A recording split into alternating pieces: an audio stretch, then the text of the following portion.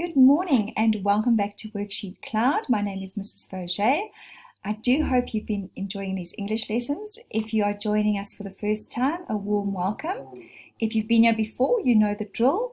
Please have a piece of paper and a pen, and there are going to be activities for you to try along the way. So let's jump right in. Our lesson overview for today, we normally have a daily starter. We're then going to look at tenses and just your simple past, present, and future. We're going to learn more about direct and indirect speech, and I know that a lot of grade 6s really struggle with that.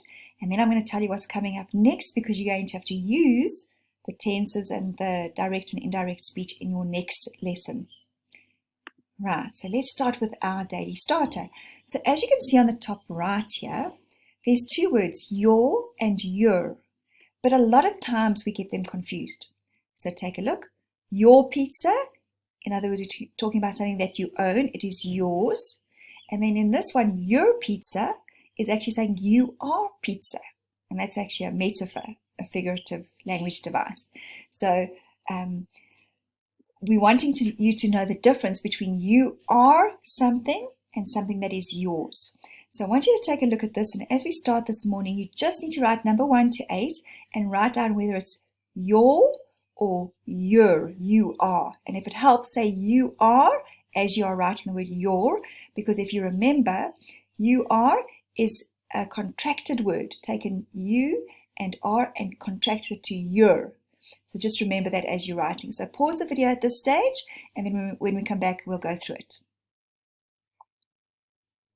Right, let's see how you've done. Your mother makes delicious cupcakes. Talking about your mother, she belongs to you. Number 2, if you're friendly, so if you are friendly, you will be liked. Number 3, what time is your piano practice? So it's the one that belongs to you. Number 4, you're a great speaker. You are a great speaker. Number 5, please turn your phone off. Number 6, call if you're going to the shops, if you are going to the shops. It doesn't make sense if you say call if you're going to the shops, but we sometimes do that, and you really need to be awake for these. Number 7, share your ideas with them. And number 8, my dad thinks your project is amazing. I hope you managed to get those right. So let's jump into our tenses this morning, and we're really just looking at simple tense. So if you know this, it's going to be a good recap, and it'll help you as we go into indirect and direct speech. So let's take a look. Present tense, if we're looking at the verb run, I run every day. If we're looking at the past, last year I ran every day. And if we're talking about the future, there's 2 ways that you can do that. I will run every day next month, or I'm going to run every day next month. And then I want you to look at this line here, because sometimes we don't realize, and I think grade 6s a lot of you get confused, but you can be something. So that's a verb, is or am. I can be something. So in the present tense, I am sick. In the past tense, it would be I was sick. So it's something you can be. And in the last one, future, I will be sick. And then if we're looking at the word is, which isn't on the screen, you could say, my sister is sick. That's present tense. She can be something. She is sick. Yesterday she was sick, and tomorrow she will be sick. So let's jump into some examples. I want you to try those. So again, on your piece of paper, write number 1 to 8, and you can just write the sentence. What is it if you are going to be tired? I want to know the present tense. So the first one, for example, would be I am tired. So pause the video at this stage and do number 2 to 8, and then we'll come back. Right, I hope you managed to do that. Number 1, I am tired. Number 2, I am hungry. Number 3, I am late. Number 4, use the word to be as in is. He is cool. You can't say he am cool. Number 5, she is pretty and it is fast. And number 7, using the same word to be, but you can't say you am nice or you is nice. You are nice and we are sleepy. Right, let's try them without the verb to be. like is, am, or are, and just use your basic words like run, ran, or runs. So off you go. Present tense, so what you're doing right now. Pause the video and do 1 to 10, and then as usual we'll come back and go through it. So I hope when you were reading these sentences you went, they study English on Tuesday, they studies English on Tuesday. Okay, let's see how you did. So number 1, they study English on Tuesday. Number 2, he cooks on Tuesday. Yes, he cooks is the second one. Number 3, I wash the car on Wednesday. I washes the car on Wednesday doesn't sound right. Number 4, we play on Sunday. Number 5, you clean the car on Friday. Number 6, she completes her work. Number 7, the dog buries the bone. Number 8, it talks to itself. Number 9, he plans his week beforehand. Number 10, mom cares for the homeless. So I hope these that you're doing are just a recap. They really should be ones that you know. If you don't, you need to go over them again. We now go on to simple, and we're talking about the past. So I want you to take a look at that. I'm also not going to harp on it too much. You should know these, but let's go through them and do those sentences 1 to 9, and then we'll come back together. So remember, the be is the am, is, or are, but we're talking about past tense, so it's going to be was or were. And then obviously your normal words like run would become ran. So pause the video and off you go. Okay, so how did you do? Number 1, I was tired last night. Number 2, you were happy last night. Number 3, I built a birdhouse in September. Richard and I were excited last night. Number 5, you looked for your keys for hours. Number 6, my friends and I planted flowers on Saturday. So this is all to do with the past tense. Number 7, Javier and Roberta were lazy last night. Number 8, John and Sarah chose a new home. And number 9, the boy grew 12 inches last year. If we wanted to change this, just for instance, into present tense, let's take a look at it. Can you do it? I was tired last night. I am tired. And obviously we have to let go of the last night because that won't make sense. Number 2, you are happy. Number 3, I build a birdhouse. Number 4, Richard and I are excited. And you see how you have to lose the last night, the September, because that shows past tense. Number 5, you look for your keys for hours. Number 6, my friends and I plant flowers on a Saturday. Number 7, Javier and Roberta are lazy. Number 8, John and Sarah choose a new home. And number 9, the boy grows 12 inches. And remember, you let go of the last year, which shows the past tense. Great. Let's look at the next one. Now we're talking about future tense. And if you'll look at the note, the simple future tense is used to express something which will happen or something which will be true in the future. So I want you to try these as well. I'll help you with the first one. My house is dirty. There's the verb is.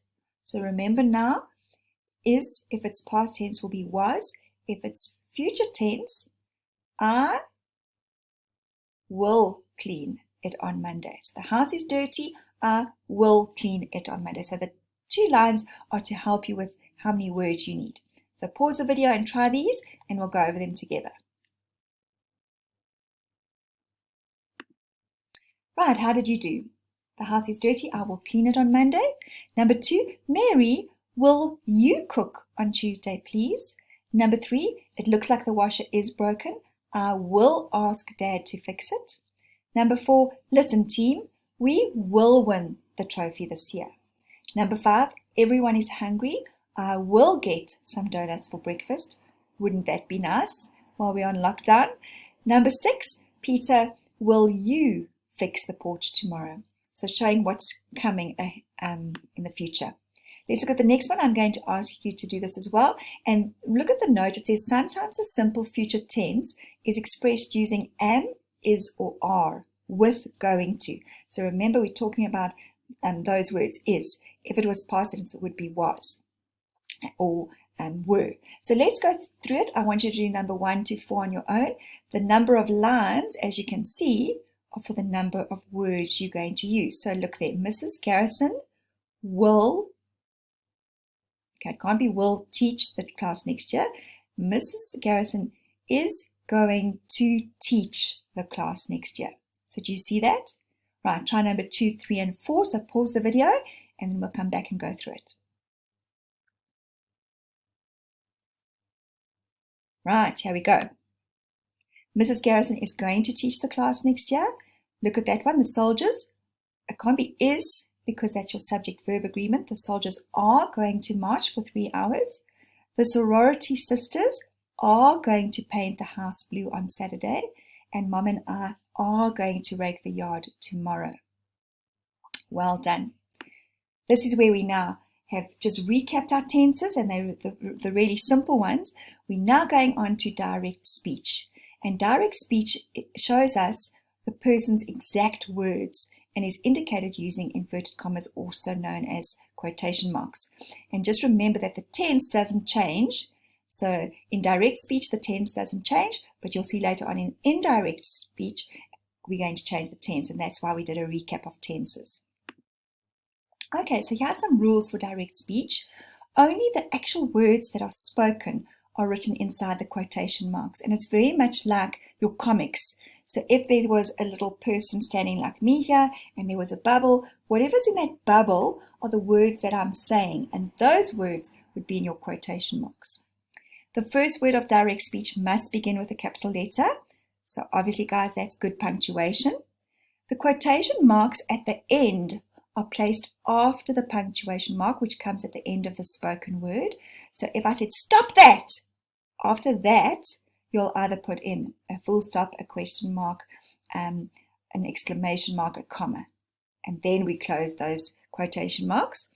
Don't worry if you're a bit worried about the rules. We're going to do them in practice.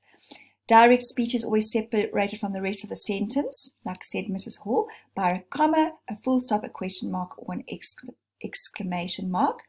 And so I'll show you that in a minute. So if it was stop that, comma, close your speech mark, said Mrs. Vauger, or it would be stop that, exclamation, close your, said Mrs. Vauger. And we can also change it the other way around, which we're going to come to. So really, I don't want you to panic. And then begin a new line every time a different person speaks. So if you've got a whole paragraph with a whole lot of people speaking, it can be very confusing. So you need to have, say, Mrs. Vauger and Tom, Mrs. Vauger and Dad, Mrs. Vauger and Tom. So every person is on a new line. But if it's Mrs. Vauger and I keep talking for a while, that's fine. As soon as it gets to Dad, he's got to be on a new line. So we can see a new speaker, new line. So let's take a look at this in practice. So we've spoken about all the rules now, and it's very difficult to remember them unless we see it practically. And I'm a visual learner, I don't know about you, but I need to not only hear it, but I need to see with my eyes how to put it into practice. So let's take a look. So this is the format for direct speech. You've got the basic ones, and then you've got a little bit of a step-up one. So let's look at the basic ones. Now our rules say that whoever's speaking, that must be separated from the rest of what they're saying by a comma. And that's that rule, first of all. So the supporters shouted, comma. Now you can open your speech marks. And that's what would be in the bubble if it was a cartoon. So what did the supporters shout? Only what they're saying in the speech bubble is in those quotation marks. So there it is. Open your quotation marks. The Springboks are awesome and we are going to win the trophy. Full stop. Remember, it's got to be inside the speech marks. Then close your speech marks. And do you notice that we started with a capital letter? So it was one of the other rules. Let's take a look at number 2.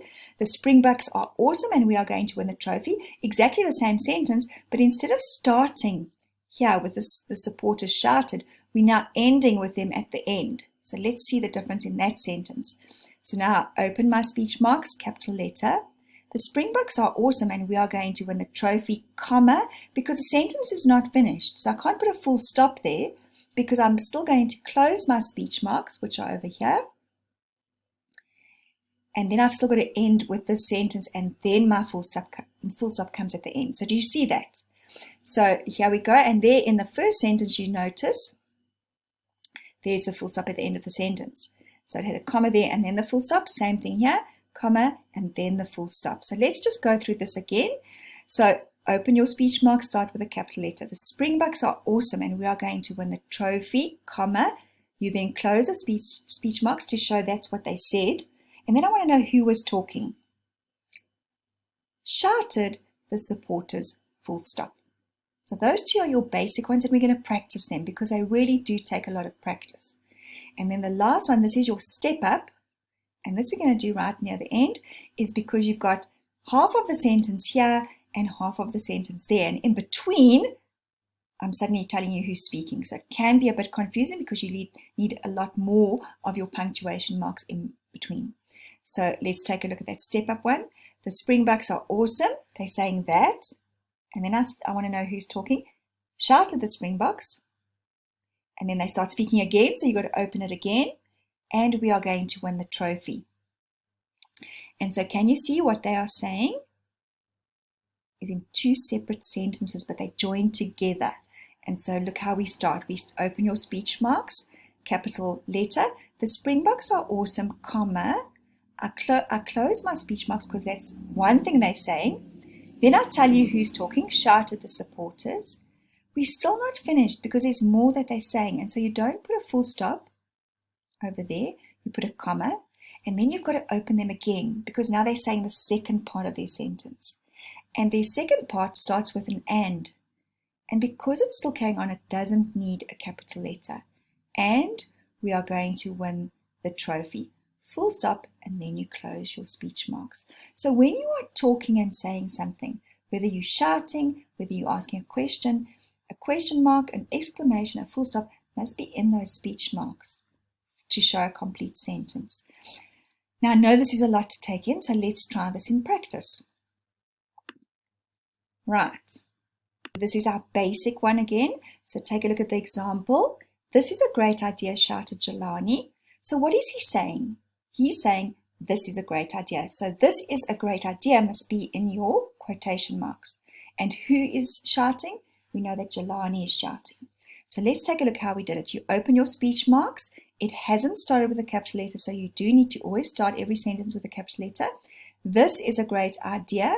Because he's shouting, I didn't put a comma. I put an exclamation mark, and then I closed my speech marks.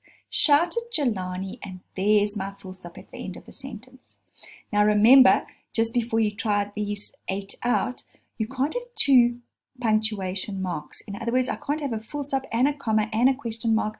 This is not SMS or WhatsApp language, and I know sometimes we go hashtag exclamation question mark to emphasize something, but that's not what we're doing here. So always have one punctuation mark, like either a comma or an exclamation mark or a question mark or a full stop, but you can't have more than one.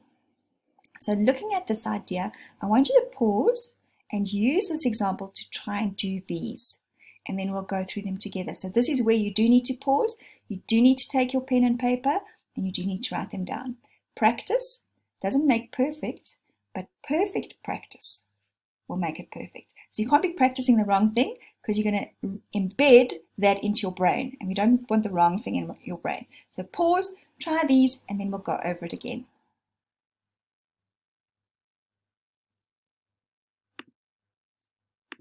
Right, let's see how you did. Okay, number 1, where are you going? Jim asked. So do you see you opened with speech marks, capital letter.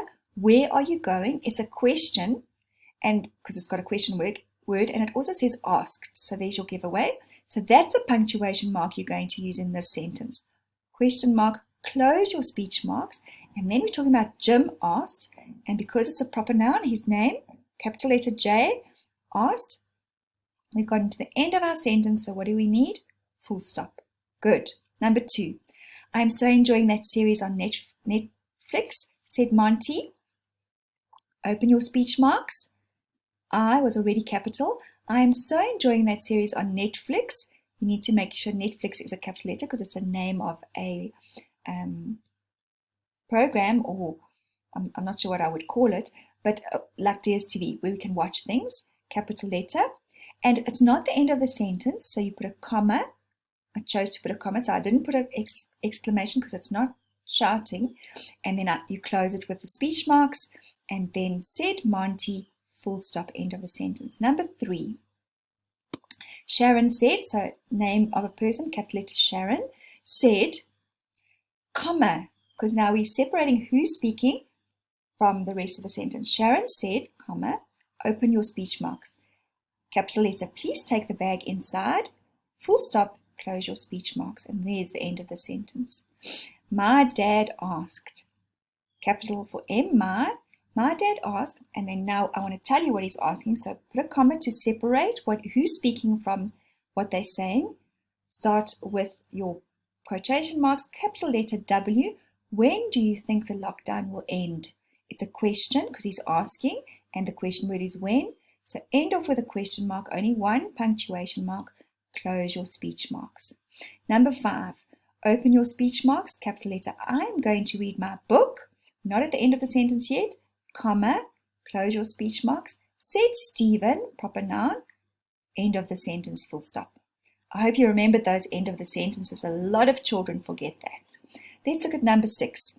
Susan exclaimed, capital S, Susan, exclaimed, comma, separate who's speaking from what they're saying. Start with your speech marks, capital I love French, name of a specific country's language, capital letter for F, and it could be an exclamation, but you could have used a full stop because you're exclaiming something. So exclamation mark and close your speech marks or your quotation marks. Number 7. Open your speech marks, capital D. Do we really have to do this work? Also a question, so end in a question mark, close your speech marks. Now I want to know who's talking. Asked, Grant, full stop, and capital letter for Grant. I just remembered something as I'm looking at these. A lot of children want to go and put capital letters for said, for asked. They are all small letters. I hope you noticed that. Right, let's look at number 8. Adam proudly declared. Name of a person, start with a capital letter. Adam's talking, so we separate who's talking from what they're saying with a comma. Adam proudly declared, comma, open your speech marks, capital I have found the book. I could have put an exclamation there. I chose to do a full stop just to show that you can use either one, but you can't use both. And then close your speech marks. How did you do? I hope you did okay. Let's try the next one. So now we're looking at the next basic one, but we're starting with the person and then ending with what they're saying. And I know we've tried 1 or 2 in the previous one, but let's look at these. So look at your example. Natalie shouted, I need my book back. Do you see we don't know what she's saying? We can't see it separated. So you need to separate that. Natalie shouted, comma, that's who's speaking.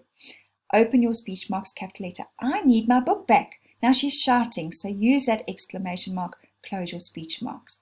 So I want you also to pause the video here, go do number 1 to 6, and then come back and see how you did. Right, let's go. Right, take a look. Number 1, Luke asked. We separate who's speaking from what they're saying by a comma. So Luke asked, open your speech marks, or I can say I forgot, there should be 2 there. Why are we not having assembly today? It's a question with a question word why. And he's asking, so close with a question mark and close with the quotation marks. Just by the way, see, we're looking at that. Normally, when you only have one quotation mark, you're normally quoting something. Perhaps it's the title of a book or a movie you've seen, so that's why you can use 1. Number 2, Isabella whined. Remember, separate who's speaking from what they're saying by a comma. Open your speech marks, capital letter. I think this is tedious. Exclamation, close your speech marks. I wonder if you know what the word tedious means. You might be thinking this is tedious, especially if you know it. So go and check that. In the dictionary, that's a little bit of homework for you. Number 3, Liam asked, comma, open your speech marks, capital letter. What is this disgusting stuff? A question word is what? So we need a question mark and then you close your speech marks. So always make sure your punctuation mark is inside your speech marks for whatever the person is saying. Mikkel exclaimed, comma, then we open our speech marks. I would like to use my Kindle. Full stop, close your speech marks. If he exclaimed, you could have used an exclamation mark there. You can use either or. I just did a full stop just to show you the difference. Number 5, Dad questioned, do you see what I've missed there? A comma, exactly. You need a comma there. Double speech marks, open them. Where did you hide the Easter eggs? question mark, close the speech marks. The question word is where, so we need our question mark. Number 6, Valentina replied, comma, open your speech marks, capital letter, I am exhausted, close your speech marks. And the last one, number 7, Christy whispered, comma, open your speech marks, don't, capital letter, don't tell her about the surprise party. I'm not sure you can see the full stop there. Let me see if I can move. There we go. Can you see the full stop? And then you close your speech marks. I hope you're getting this. Are you? Good, because now we're going to step it up. Right, let's take a look at the stepped up ones. So, example, come in, said Mrs. Elliot, and take out your books. Do you see that there's 2 sentences here that are joined by conjunction and? So let's take a look. Open your speech marks. Come in. She's still speaking, remember, comma, close your speech marks because you need your punctuation in your speech marks if somebody's speaking. Said Mrs. Elliot, and remember we need a comma when we're separating who's speaking from the rest of the sentence. So said Mrs. Elliot, comma, open your speech marks, small letter because we're still talking, it's still part of the sentence, and take out your books. Full stop, close your speech marks.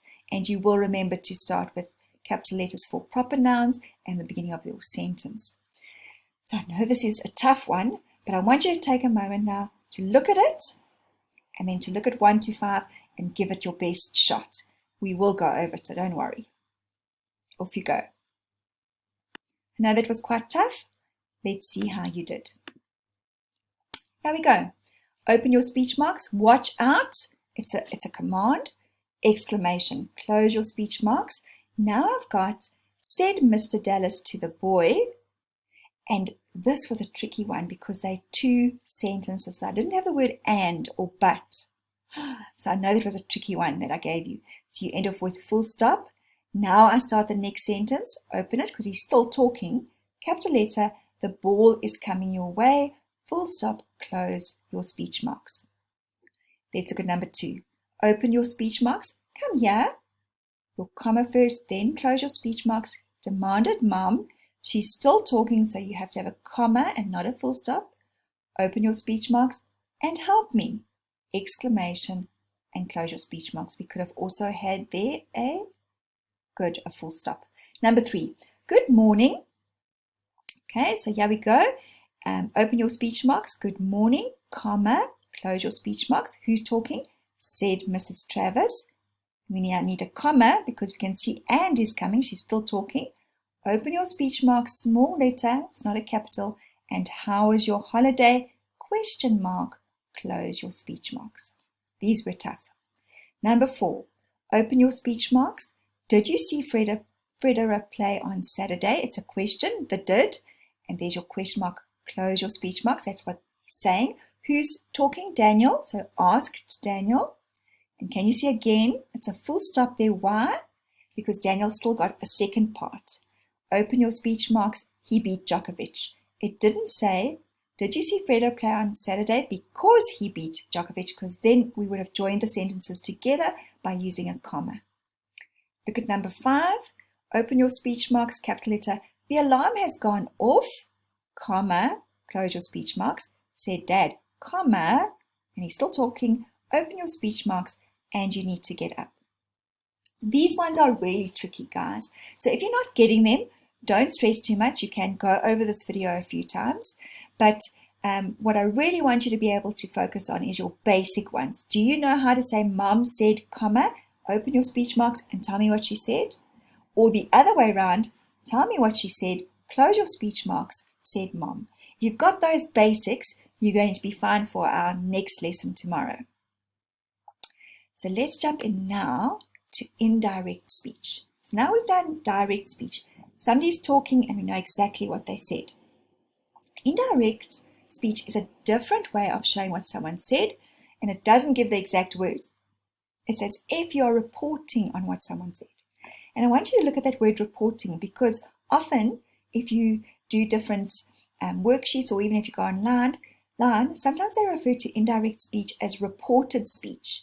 And just think about it. If I hear somebody talking and I come and tell you what they said, I'm reporting to you about what they said. Like a newspaper when a reporter comes and asks their person something, they interview them, and then they go and write the passage and they report what the person said to them. They can either do that in two ways, direct or indirect. We are looking now, we've done direct speech with our quotation marks, and now we're going to do indirect. So here are some of the changes. So number one, you now remove the inverted commas and the punctuation that's inside the inverted commas. So you take them away completely. So there's no punctuation where the person was speaking. Number two, you use the verb said with the word that. She said that. Or you're going to use the verb asked if it's a question with the word if. And obviously in English, we know there are exceptions to every rule. That's why English is so tough. So if you use the word ask, she asked if, or he said that. So said and that will go together, and asked and if. Number three, some pronouns might have to be changed so that the sentence makes sense. So if I go, anyway, I won't tell you now, we're going to check in the next couple of sentences. Number four, if the verb, like I said, is in the past tense, the whole sentence must be in the past tense. So let's jump right in with these changes and see what we mean by looking at it visually. So let's look at the example. So this is direct speech.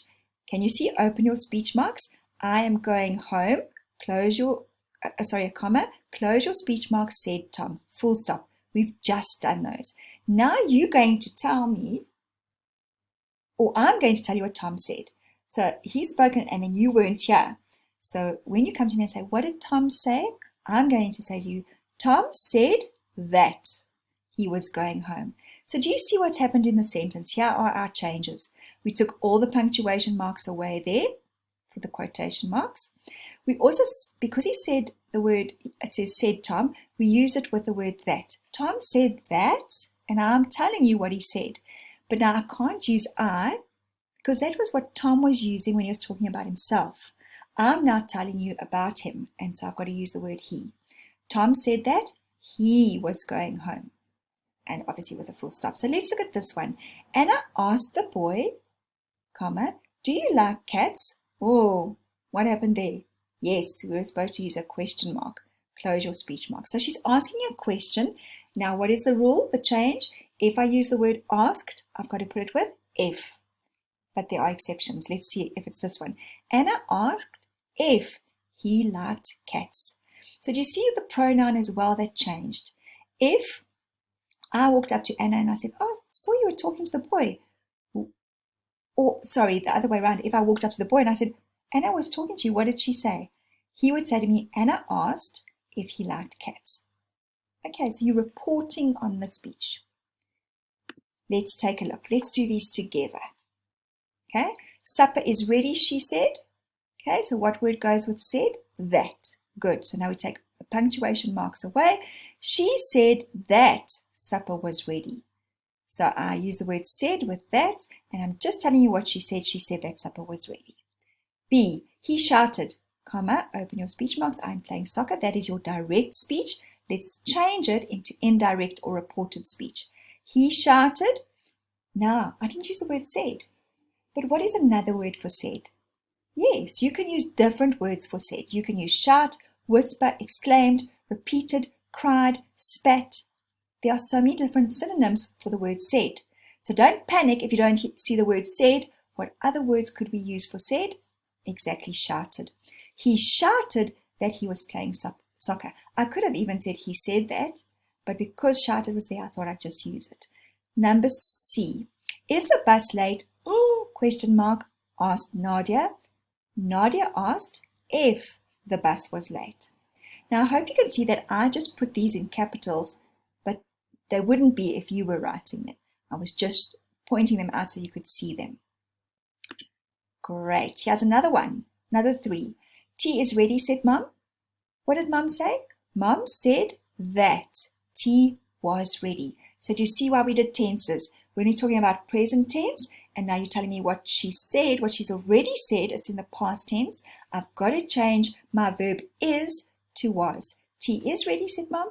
What did Mum say? Mum said that tea was ready. Let's look at number E, or letter E. Brian exclaimed, comma, I'm tired after the long hike. Brian exclaimed that he was tired after the long hike. Can you see? Different word for said, exclaimed, but he said that, or he exclaimed that. I can't say I was tired. I'm telling you what he said. So I've got to change the pronoun that he used because I'm now reporting it. Brian exclaimed that he was tired after the long hike. Has anyone found my classroom keys? Inquired the teacher. It's a question. Here's the exception. We didn't say the teacher asked if anyone had, we did, sorry. The teacher asked or inquired if anyone had found her classroom keys. I see keys is cut off over there, my apologies. So the teacher inquired or asked if anyone had found her classroom keys. Great.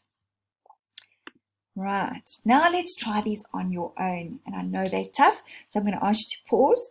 Remember, you're going to take the punctuation marks away. You're going to start with the nurse asked. And remember, if it's asked, you can use the word if. Or if it's said, or a different version of said, you can use the word that. And remember those exceptions. So pause the video and try these on their own. And I promise you, I won't leave you there. When you come back, we'll go through them together. Right, how did you do? I know they can be a little bit tough. So let's look. I'm just finding my cursor. There we go. Where are we going? Asked the nurse. The nurse asked, you can't use if because it's going to sound like this. The nurse asked if we were going. She's not asking if, she's asking where. So there was the exception. The nurse asked where we were going. And obviously we stays the same, the pronoun. Number one, another number one. The teacher told her children, we are going on an outing. What did the teacher tell them? The teacher told them that they were going on an outing. Do you see how your pronoun changed there? She told them, the children, that they were going. The next one, these letters will be posted, assured the postman. The postman said that the letters would be posted. Yours might be slightly different, but does it make sense? Does it report what the postman said? Yes, the postman assured them that the letters would be posted. The next one, also number one. How crazy is that? Where can I hide? Whispered my sister. So here we go. My sister asked, not if she could hide, because she's not asking if, she's asking where. Another exception. My sister asked where she could hide. Great. Right, let's look at the next one. Everybody sit down, shouted the sergeant. The sergeant shouted that everybody should sit down. You could have said the sergeant said or told everybody that they should sit down. You might have some kind of variation to your sentence, but are you reporting on it? Does it make sense? And then the last one, I don't know the answer, exclaimed the student. The student exclaimed that she didn't know the answer. In that sentence, you could have had he, because we don't know whether the student is male or female.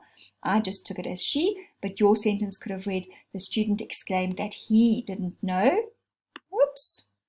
The answer. I know this has been a long lesson. I hope that you've recapped on your tenses and learned a little bit more about direct and indirect speech.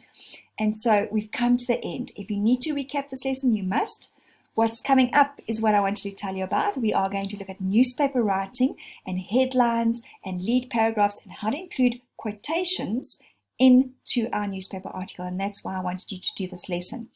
So when you finish today, please make sure that you go. When you close this video, you'll see there will be a screen that comes up like this. You've already played the lesson, which is not sentences. It was direct and indirect speech. And you will have some activities to do. There might be one or two. I would encourage you to do them. This will help you recap the difficult concepts of direct and indirect speech. And then again, you know that if you have any questions about today's lesson on direct and indirect speech and even your tenses, you can email me at grade6@worksheetcloud.com. And so, thanks again for watching Grade 6s. We've come to the end of our lesson. You know where I will be, same place and same time tomorrow. Goodbye, everybody.